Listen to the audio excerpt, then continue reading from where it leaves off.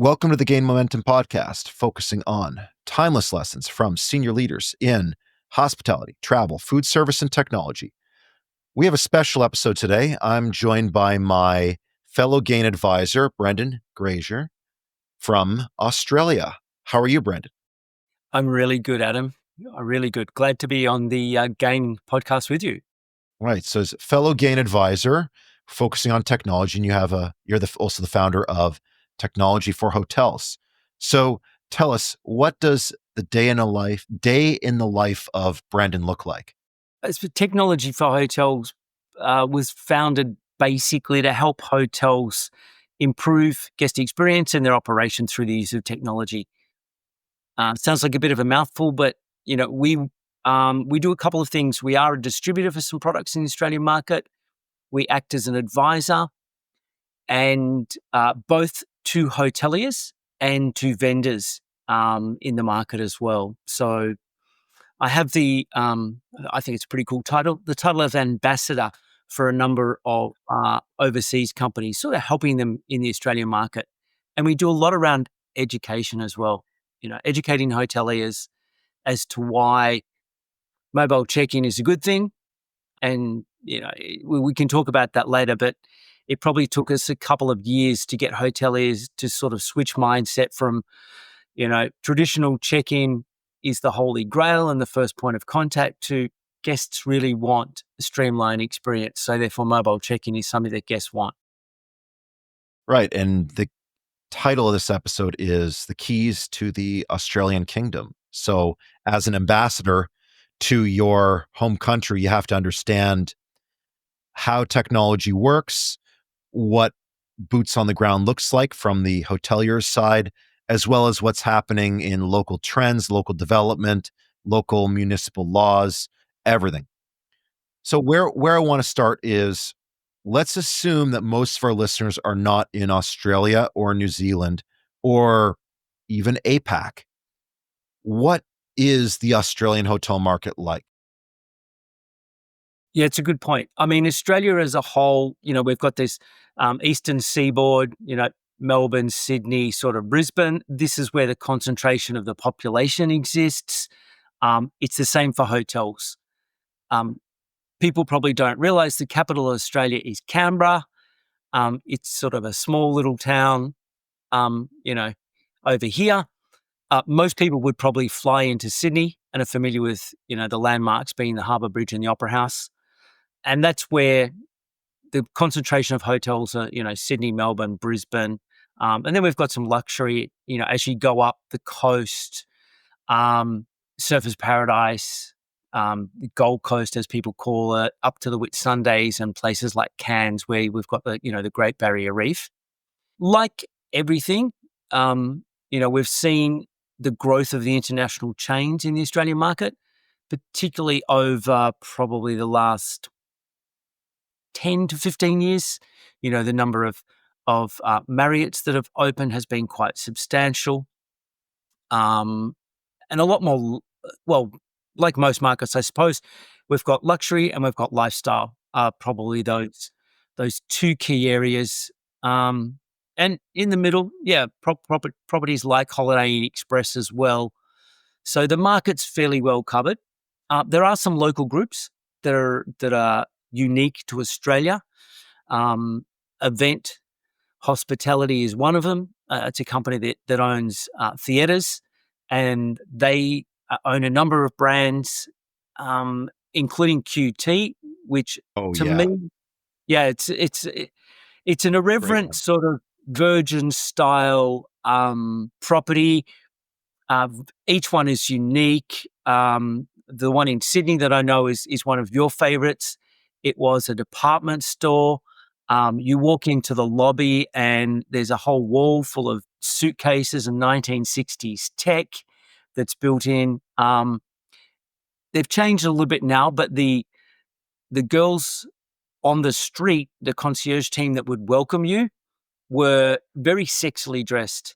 And they would really stand out. All the girls would wear red wigs, stockings. They've probably toned that down a little, but each property is just unique in its own way.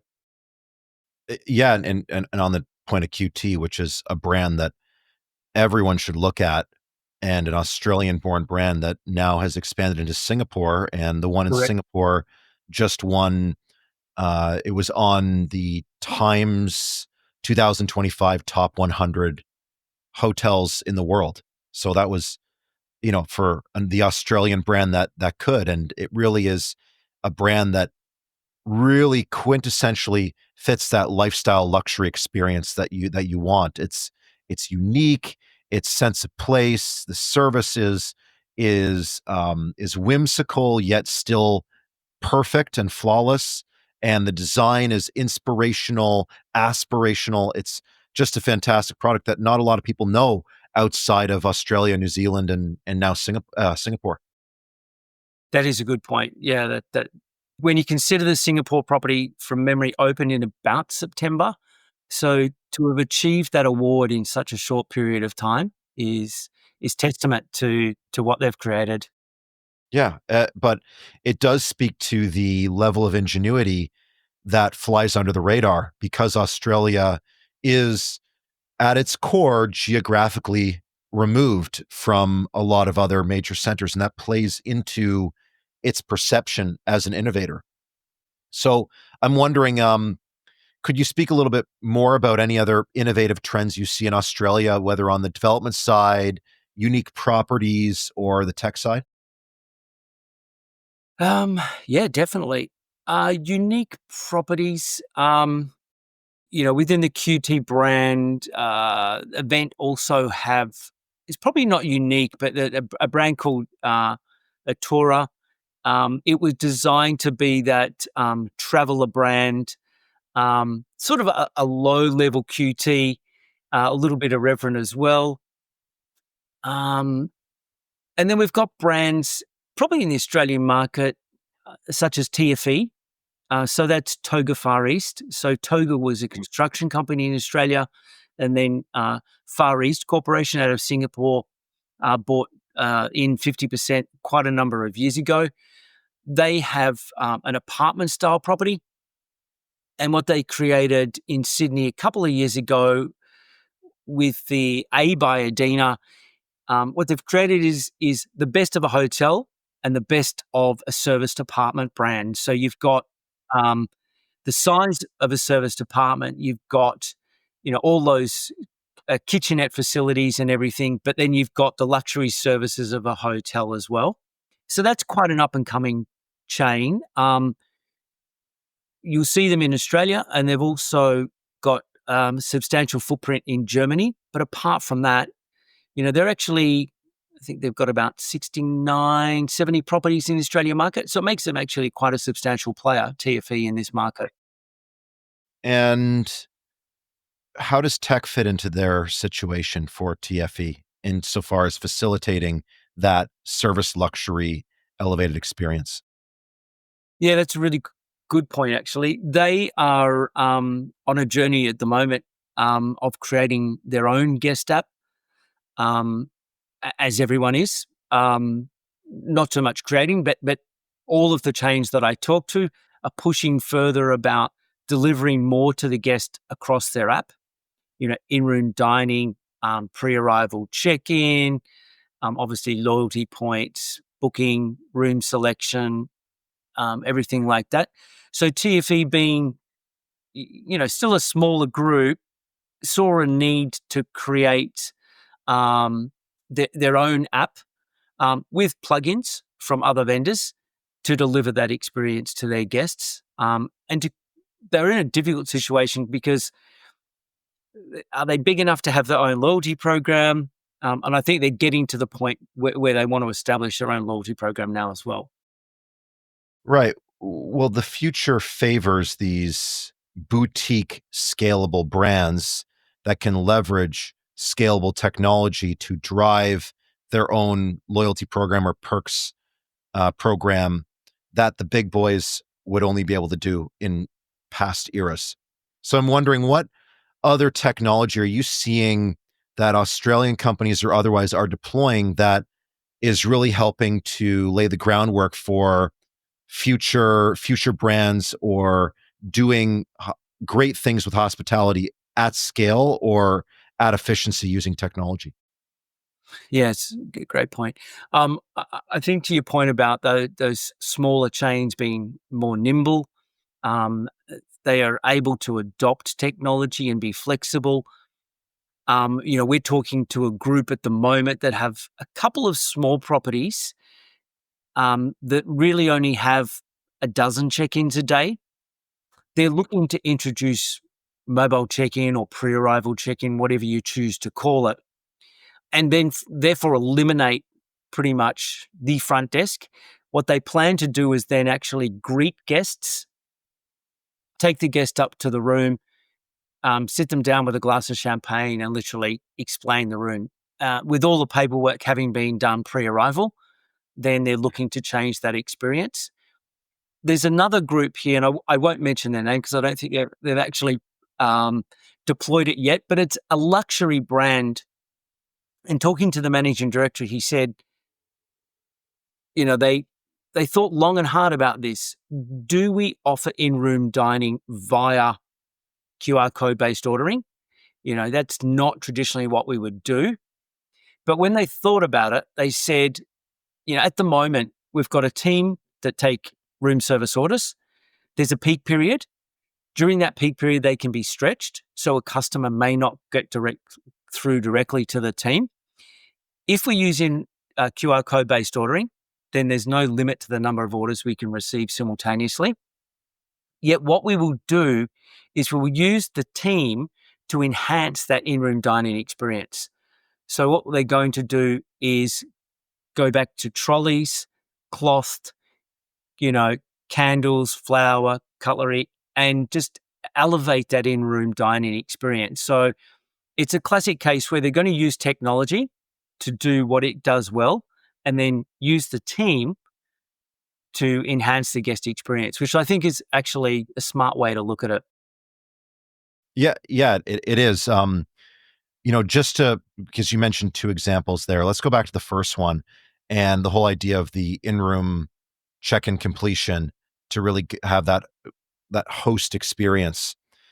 Can you describe the daisy chain of technology that's involved in stringing together all that pre-arrival stuff that needs to happen in order to have that seamless host experience at check-in? Yeah. Effectively, it's a solution that will offer that pre-arrival experience to the guest, which is linked to your property management system via a solid two-way interface, and of course your payment gateway.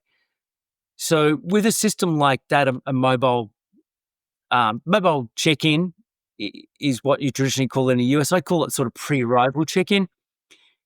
You know, the system gets data out of the property management system, sends a message to the guest normally 48 hours before they're due to arrive, welcoming them to check in, just like we've been doing with airlines for years. That can be an email, it can be a WhatsApp, it can be an SMS. Often it might be all three. Whichever way the guest chooses to communicate back is then set as the default method for that guest. The guest simply goes through the process. Normally, it involves providing some sort of ID, credit card, and signing a registration card. During that process as well, traditionally you offer the guest an upsell. It could be to a higher room category. It could be a spa. It could be anything. What we tend to find is at that point, 48 hours out, guests are in that buying mindset, and about 25% of guests actually take the upsell offer. And interestingly enough, those upsells will actually offset the cost of the solution. So the solution actually becomes a profit center for most hotels. And we've had examples here where the return on investment for a large 400-room hotel was 30 days. So once the guest has completed that process, takes them about a minute. When they arrive at the property knows that already ID, credit card, and registration card have been signed. They've got the photo of the guest, the guest has probably indicated roughly what time they're looking to arrive. And they can be ready. They can be armed with all that information. You know, Mr. Mogelonsky is coming in at 2:00. It's 1:55. They're waiting there for you. They can truly greet you and take you up to your room and just make you feel at home. And you say that this whole idea of arrival time it's so critical, right? Every hotelier wants to know exactly when you're coming, so that way they can schedule everything. Have you ever looked at a project that would involve the integration of flight arrival data? Personally, no, that would be no, that would be ideal. I know a lot of the hire car services that I've used, in Thailand, for etc., will monitor your flight and adjust accordingly because with you and I both know with international travel, an hour here, an hour there can make a big difference. Yeah, and I guess the other thing there with pre-arrival is you can also have geosyncing or geofencing where you know that somebody's within a certain amount of the hotel if they've signed up, and then when they were you can get a ping with it when they're within 10 kilometers or so. You can set that up. Have you ever done anything like that as part of the pre-arrival experience? To Yeah, that's a great point. Not at this point. I mean, I think we are at the point, I think I mentioned from an education point of view, probably 2 years ago as we came out of the pandemic, it was truly an education around, mobile check-in is actually something that guests want. And as hoteliers, we need to listen to that. And statistically, we've seen, the take-up rates in corporate hotels in their first month, a 50 to 60. In resort properties, we've got 75% of guests actually checking in before they arrive. So we're at that early stage. I think that, as you said, that the geolocation and also monitoring airline flight details is probably that phase 2 of a project where we're just taking it the next step. But they're great, great ideas. but as you said, guests, this is what guests want. So let's tie this back. Keys to the Kingdom, Australia. What do Australian guests want? I don't think they're unique. I mean, it's everybody, you know, um, wants a streamlined experience. Generally, nobody wants to wait in a queue. You've experienced it. On one of my last trips, the time that it took to check into the hotel exceeded the time that it took me to enter the country. Through border control with facial recognition and passport scanning these days. Was that Singapore Generally, for reference? that was Thailand. Oh, that was Thailand. So you're So entering in through Bangkok. Yeah. yes, Yeah. and then you get to the hotel and it's like, can we have your passport, your driver's license, your credit card? Can you sign here? It's a much more complex process than actually entering the country. Um, and so I think guests want recognition of the fact that, they've booked, they've stayed with you before, that you've got all the details. Let's just make life simple, get me to the room. Um, and then from, once they're in the room, just the convenience of choice. If they want to use their mobile to make a request for coffee pods or towels, then they should be able to do that. If they want to use for in-room dining, fantastic. You should be able to use your device both before you arrive, during the stay, on and off property. So there's no reason if I'm in Singapore and I left the hotel early and forgot to let them know that, in Bangkok, there was no body wash. Um, they forgot to refill that bottle. So, if I'm out and about, I could message the hotel and say, "Hey, can you just please make sure that the body wash is refilled?"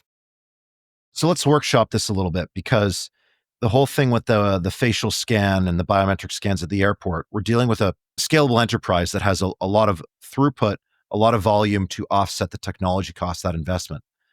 Getting down to the boutique hotel level, that's significantly harder. But what you said is that this pre-arrival upselling, when done right, becomes a cash center unto itself.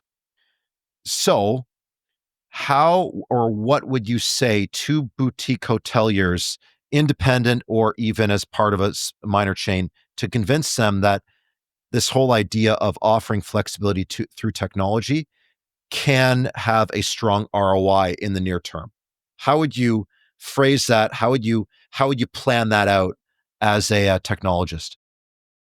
Literally, hoteliers, social proof is a big thing. So using examples of similar properties, we find works particularly well. To that point, until we actually had a very good reference site here in the Sydney market, for example, had a number of hoteliers like, well, it sounds really good, but who in the Australian market that is 5-star and has 400 rooms is using it? And it's like, no one. We can point to overseas clients who've showing great success.